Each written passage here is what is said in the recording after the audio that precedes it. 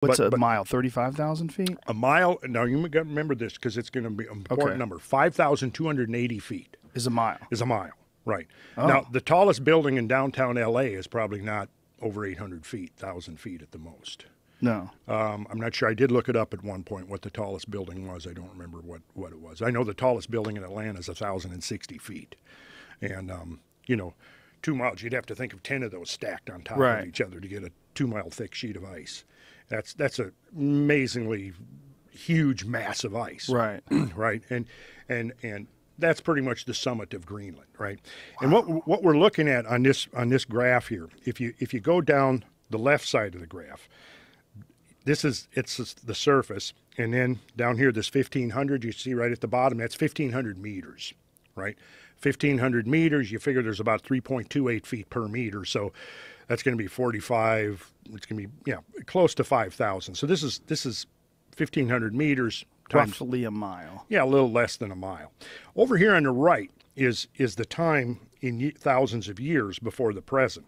So as you go down right there, there's 1,000 years. You go down, there's 2,000. Down at the bottom, you see 10. So that's 10,000 years ago.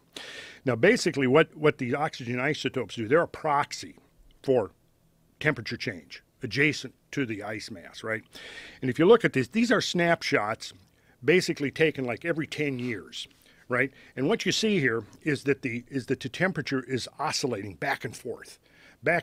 It's 2 to 4 degrees centigrade. Now, to put this into context, the concern, we got into this somewhat last time, the whole issue of global warming, and I know that in some of the feedback we got, some of the most critical comments came from people who didn't like me undermining this whole concept of global warming induced catastrophe, right? Right. Well, what we see here, though, is clearly that the climate, this is the 10,000 years that we're talking about here, is called the Holocene by geologists. It's oscillating back and forth 2 to 4 degrees centigrade every 10, 20, 30 years, right? So we're talking about a degree that has changed basically in the last century to a century and a half, right?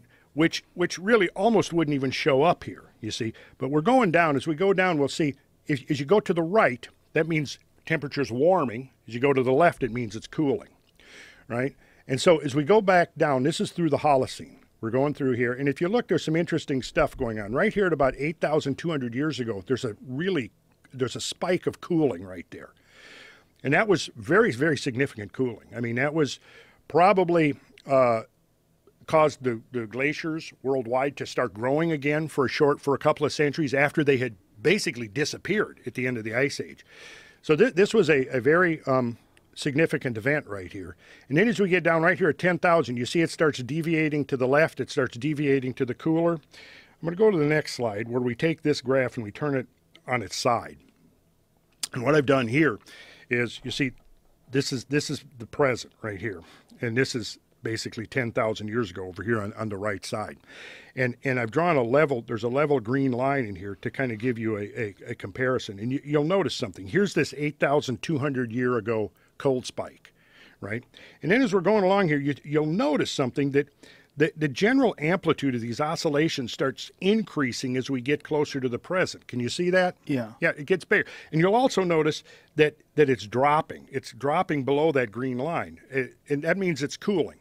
So in the last 10,000 years, we went from a period of considerable warmth in the immediate post-glacial era, and then it began to cool off around 6,000 years ago, 5,000 years ago,